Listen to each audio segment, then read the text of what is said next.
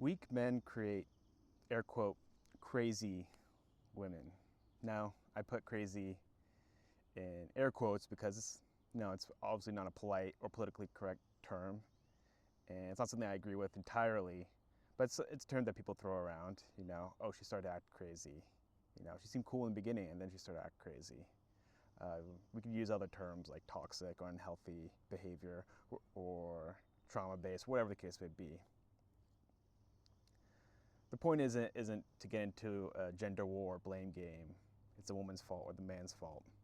The point is that it's a two-sided tragedy on both sides that gets played out. Now, I know a lot of guys who are good with women. I've done okay myself, and it's crazy.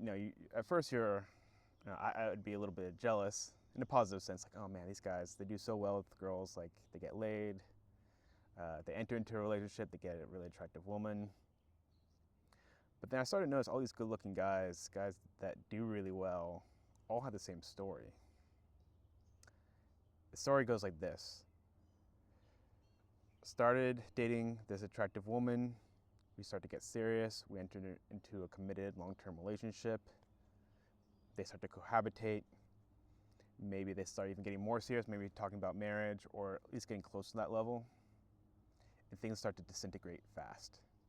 And again, it's just as I said before, she was really cool in the beginning, and all of a sudden she started to act, air quote, crazy. And I've heard really bad things, and I think crazy is, not a bad term. When you hear stories like women who, jump in front of cars so they can claim physical abuse. People, women who hit themselves to bruise themselves so they can claim physical abuse. Women who become catatonic. They fall into such a deep depression, they don't leave the bedroom or the bed for days or weeks on end. Instigating fights over nothing, screaming matches, doing hard drugs, drinking a lot, these sorts of things. I mean, really sad, self-sabotaging, air quote, crazy behavior, things that are not good. And you sense for the men that enter into these relationships or in this state, they're totally caught by surprise, and they do not know what to do. And they start to act weak. So I think this is what happens. There's a lot of good-looking guys. They do well with women. They can hook up with women. They can get laid. They can enter into relationships.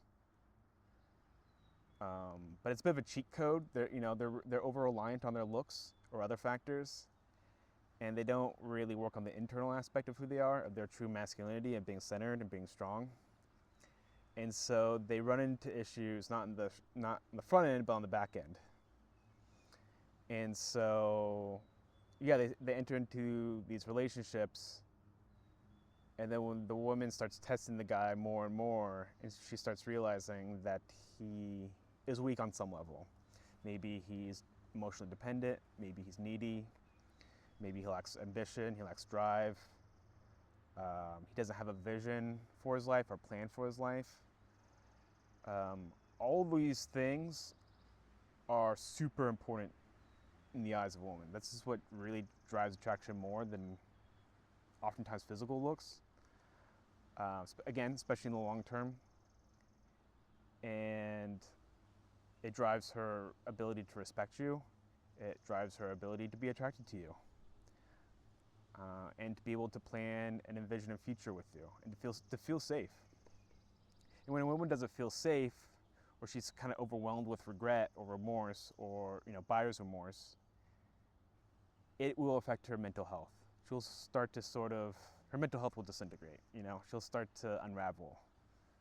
And as she starts to unravel, obviously the testing behavior increases. So she tests you, she tests the man, and he fails the test. He acts weak, he acts needy. She starts to instigate more tests to get reassurance, and then the guy acts even weaker, and then now you're in this crazy downward spiral that is hard to get out of. She tests more, he acts needier, she starts to act crazier, and all sorts to unravel. Obviously the crazy behavior is her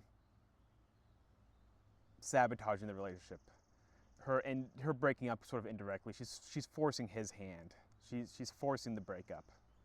And of course, this can get really ugly if they have kids, if there's a house involved, if they built a life together. It gets really sad. It gets to be a messy separation, a messy divorce, a messy co-parenting situation. It can be really quite sad that people put so much into building a life together, and then it just goes kablooey. They just hit the self-destruct button. So, when you're thinking about all that, it can be kind of overwhelming from the man's perspective. Like, man, there's a lot to. So even if I'm good looking, even if I'm able to date, hook up, enter into a relationship with a woman, on the tail end, I can act weak, or I can be weak in ways that I'm not even aware of, and then I have to deal with all of this bullshit, all this insane behavior. I mean, it can be quite intimidating. Practical advice. Man, I'm just getting tired. How do you deal with that? Well, it's not always so easy. You certainly have to fail and then learn from your experiences. I would say that a woman is always looking to, always someone who's emotionally strong, who knows who he is, has a strong sense of identity, it doesn't move, doesn't change. There's a lot of guys, including myself, their identity has changed. Like, they'll just kind of follow fads, they follow trends. They switch up religions, they switch up political views, they switch up whatever. So it's hard to get a clear idea of like who this person is. They're uncentered. So having a strong identity, having a strong vision of your life, I think that's huge. I think that's what happens. What happens on the tail end of a lot of these relationships is that relationships have a sense of momentum. There is a path, right? And a trajectory. You start talking, okay, after talking, you start meeting up together in person. Okay, after you start meeting up in person, you start hooking up. Okay, when you start hooking up, then it's like you start to define things. When you start to define things, and it keeps going, right? There is a path, there's a trajectory, there's a vision. But at some point, I think a lot of men reach a point where there is no next step. And it's very easy for a man because men are very content with simple things. If a man is able to have consistent sex and consistent companionship, he's content. For most men, he's like, all right, I'm set, I'm good, I make enough money to have a decent lifestyle, I have an attractive woman, and the sex is good, and the companionship, the friendship, go on the occasional date night, and it's good. Life is good. For a woman, they need a little more, variety and diversity of experiences, yes, but I think even more important is okay, we're here. What's the next step? What's the 1-year plan? What's the 5-year plan? What's the 10-year plan? What's the 20-year plan? They want to have a vision of the future, and they want that vision to be laid out by the man, and they want that vision to be tangible and clear. It could be aspirational for sure. It could be, certain. I think they want the man to dream big. And they're okay if the man's not there yet. If anything, they want the man to be like, okay, I am here. I want to be there. I want to be, my 1-year, 5-year, 10-year plan is to have a house. Or I already have I want a bigger house. Oh, I want 1 car. I want 2 cars. I want 1 kid. I want 3 kids. I want a dog. I want 5 dogs. Unfortunately, for a lot of men, that can be tough because it's like, oh man, is that it? It's just more and more and more. Bigger, bigger, bigger. At some point, don't you reach a point where you can't have more? You can't go bigger? You make enough money. There's only so much money you can make, so much status you can have. There's only so many kids you can have, so on and so forth. How is it sustainable? Because you definitely see these families break apart. It's like they're on this treadmill. It's like, okay, they get the house, they get the car, they get the kids, they get the dogs, and then there's a bit of a plateau, and it's at that plateau the woman kind of divorces him, right? Separates, and there goes all the plans, you know.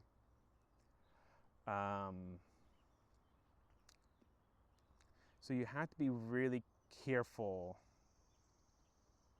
of, if you're going to be with a woman long term, of that plateau. That plateau is kind of dangerous, and if you don't want that, then don't get into a long-term relationship with a woman, because it's going to be, she's going to sense it, and she's going to develop an exit plan.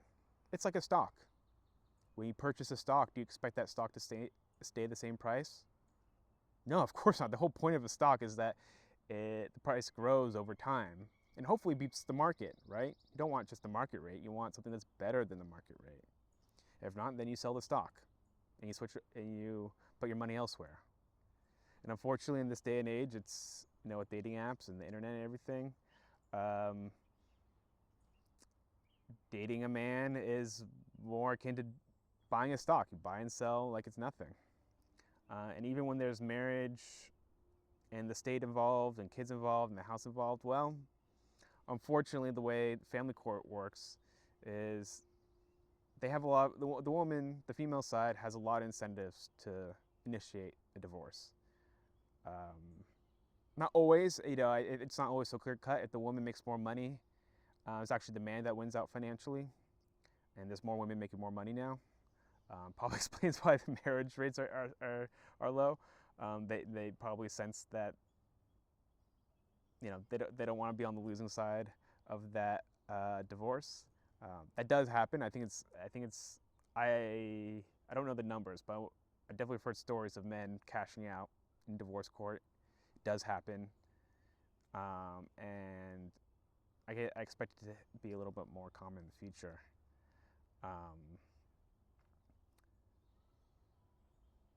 So these are all things, you know, having a vision, having a plan, having a trajectory, being emotionally resilient, being focused, being driven, having ambition, not just in the short term, but really in the long term.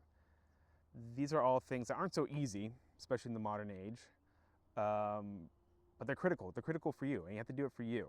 I mean, obviously I'm talking about making sure women don't go crazy because of your weakness, but the more you focus on it, hopefully it becomes clear that it's not really, you're not doing it just to get laid, you're not doing it just to preserve a relationship or a marriage, but you're doing it for yourself. You're doing it because you want to wake up every day and ask yourself, how am I pursuing my dreams? How am I pursuing my goals? Can I get closer? What can I do today, this week, this month, this year, to get closer to actualizing my dreams? Because that's bigger than sex, that's bigger than a relationship, that's bigger than a woman. So yeah, not easy things. And there's no, I can't just be like, and here you go. Here's the goals you should have. Here's the dreams you should have. Here's what you need to do with your life. Here's the blueprint. Easy peasy. If it was so easy, so many men wouldn't struggle with this dilemma. A lot of it's really on you. It's a lot of kind of self-actualization, reflection. But you got to do it. You have to do it. Because if you don't do it, then you will be punished. You'll be punished by the women in your life, and you'll be punished in other ways, psychologically and mentally, emotionally. So I think that's why a lot of women go crazy, quote unquote.